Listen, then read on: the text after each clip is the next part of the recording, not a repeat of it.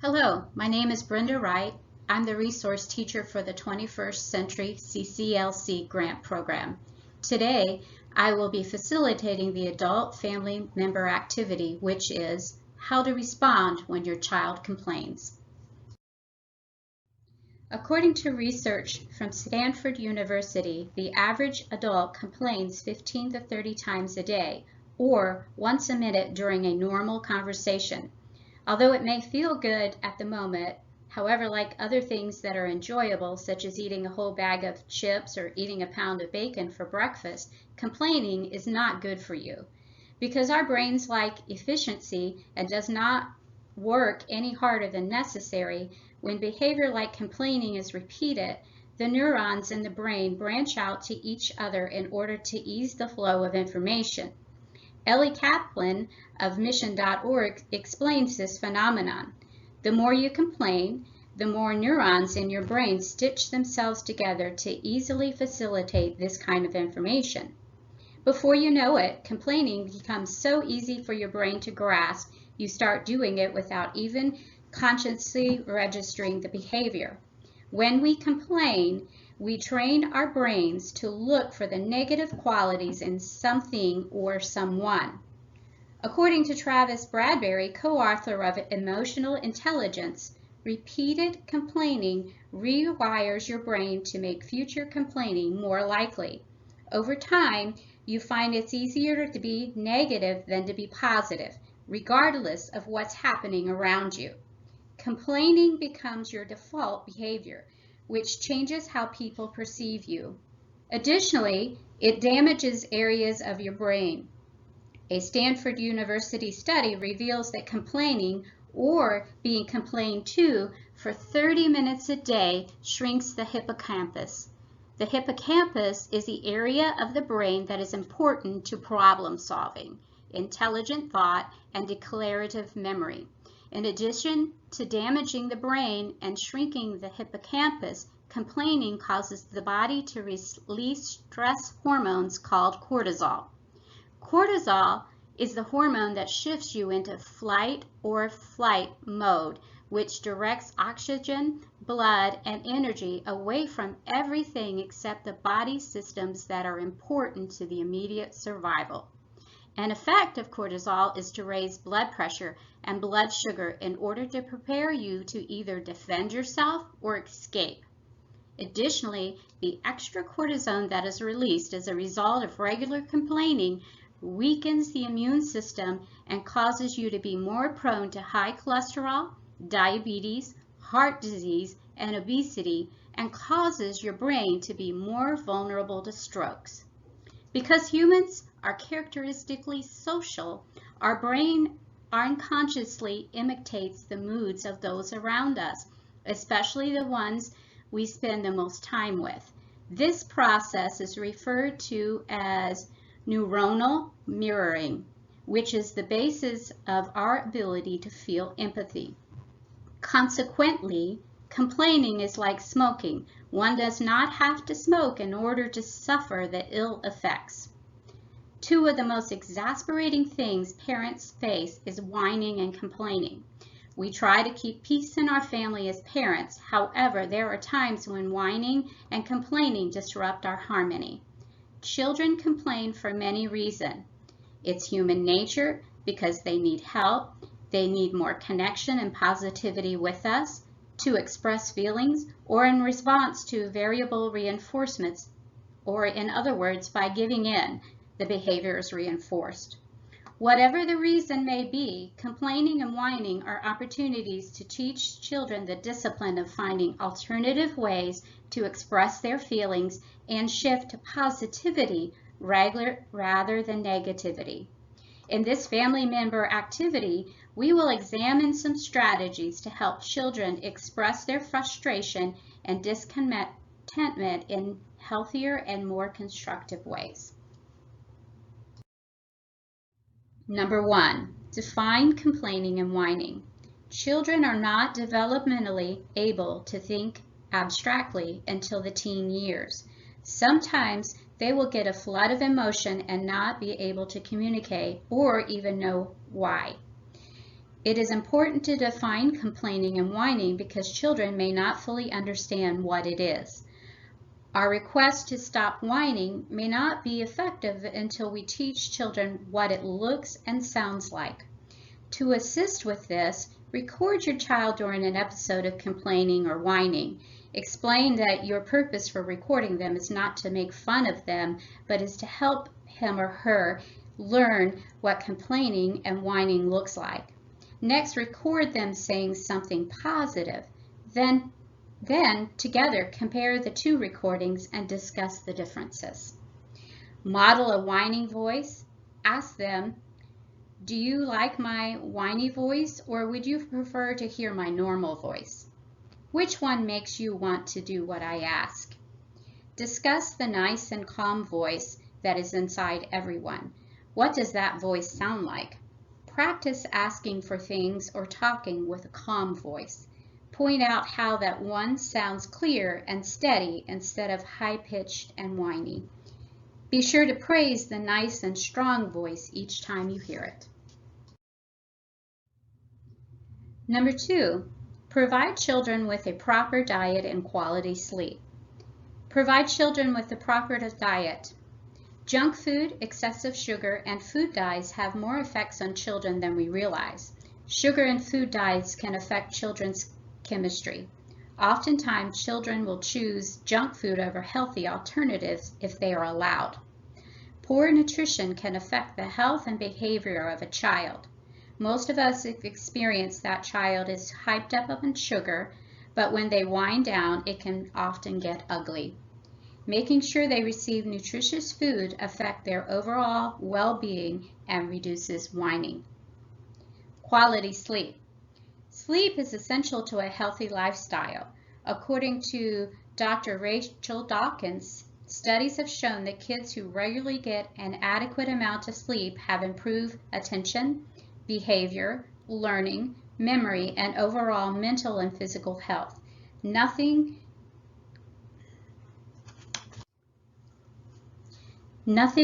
else can compare to a good night's sleep. Not getting enough sleep can lead to high blood pressure, obesity, and even depression. The recommended amount of sleep varies based on age. According to the American Academy of Pediatrics, infants under 1 year should receive 12 to 16 hours of sleep nightly. Children 1 to 2 years old, 11 to 14 hours. Children 3 to 5 years old, 10 to 13 hours. Children 6 to 12 years old, 9 to 12 hours, and teenagers 13 to 18 years old should receive 8 to 10 hours of sleep. Number 3, listen and validate their feelings. Active listening is the type of listening that makes children and adults feel heard. Active listening requires the listener to give full attention to what is being said. This communication technique involves eye contact, not interrupting, and repeating what is said to get clarity.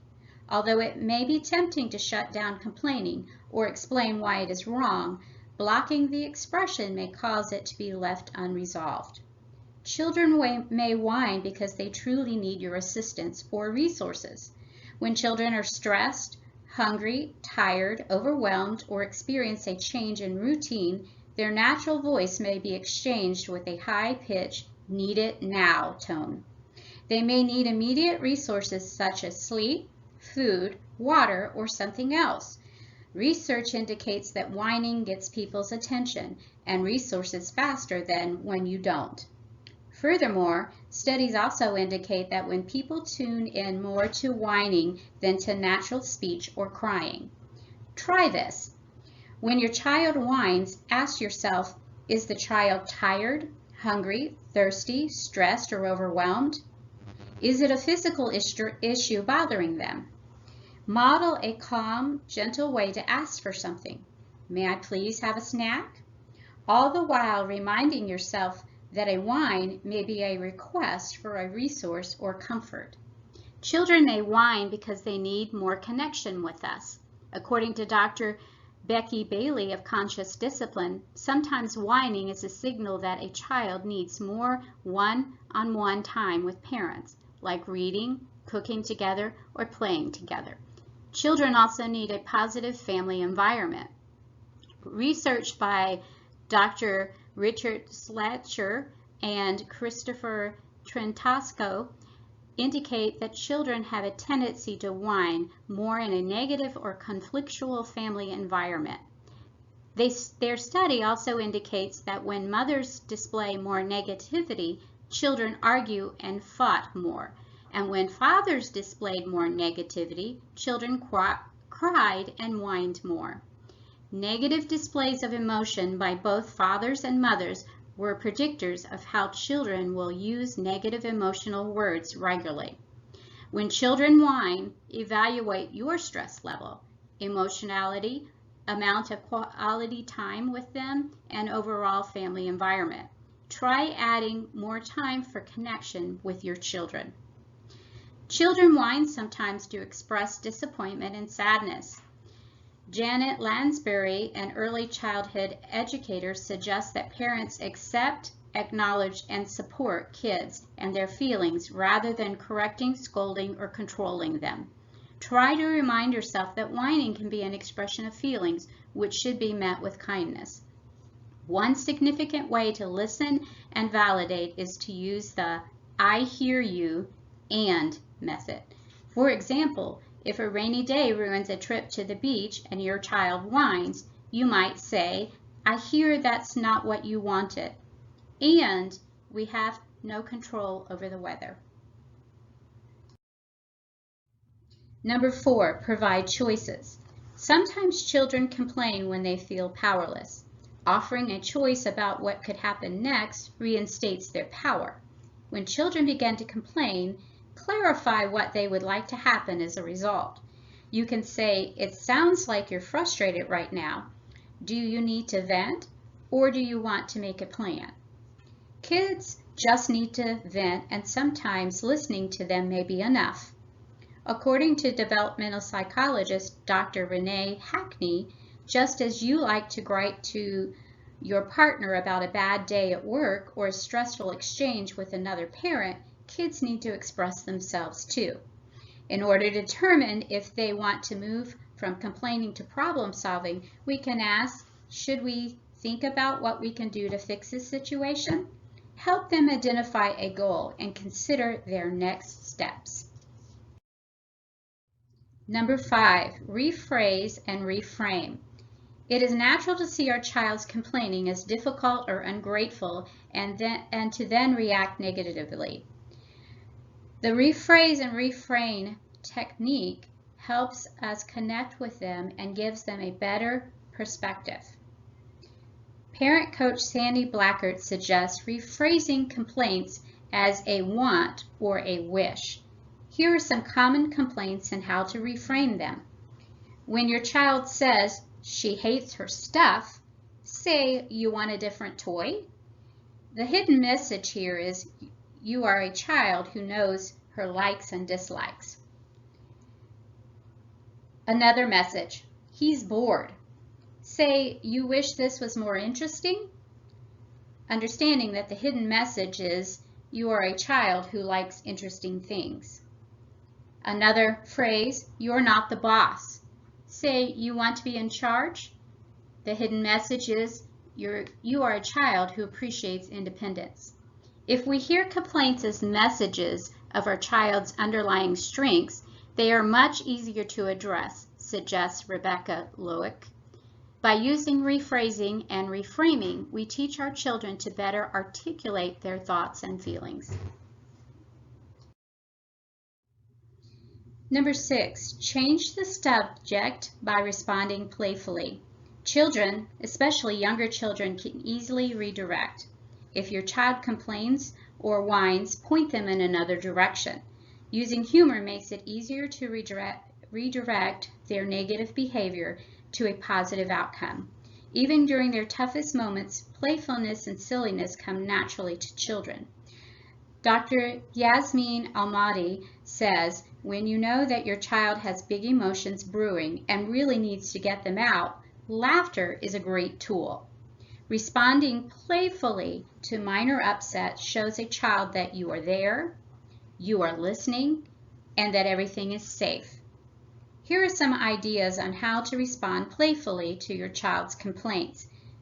Have children say the opposite of what they feel. If he whines about going to school, ask him to say, "I like school and I want to go," 5 times in a row.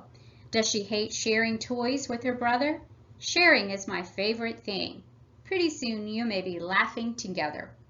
Once kids know about their strong voice and how to use it, playfully offer to find it when it disappears. Dr. Lauren Markham suggests saying, "Hey, where did your strong voice go?" "It was here a minute ago." "Help me look for it." "Is it under the chair?" "No." "In the toy box?" "No." "Hey, you found it. Now, let me hear you use it." Books provide a direct route to silliness and perspective. A parent resource page has been provided with the topics related to this family activity in the last slide and attached to your flyer. Number 7, find the good. Something that we can do and teach our children to do is cultivate an attitude of gratitude. When you feel like complaining, shift your attention to something that you are grateful for. Not only is being grateful the right thing to do, it is the healthier thing to do because it reduces your cortisol levels by 23%. Research conducted at the University of California concluded that people who had a grateful attitude experienced improved mood and energy, as well as much less anxiety due to decreased cortisol levels. When you begin to experience negative thoughts, use the opportunity to shift gears and think about something positive. Over time, a positive attitude will become a way of life rather than a negative one. When your child complains, empathize and then help them notice the positives. It might sound like, "I hate standing in this long line too. Sometimes when I have to do stuff I don't like. I try to think about the good parts, like all the good treats in our car we can eat when we get home, or getting to hang out with you while we're waiting. Is there anything good about this you can think of?" In moments of dissatisfaction, we can empower kids with several key questions. What can you learn from this? How would you like things to be? How can you take it there? Rebecca Lueck says, instead of complaining or blaming outside forces, show kids that power for change is inside of them. They can take responsibility for making it better.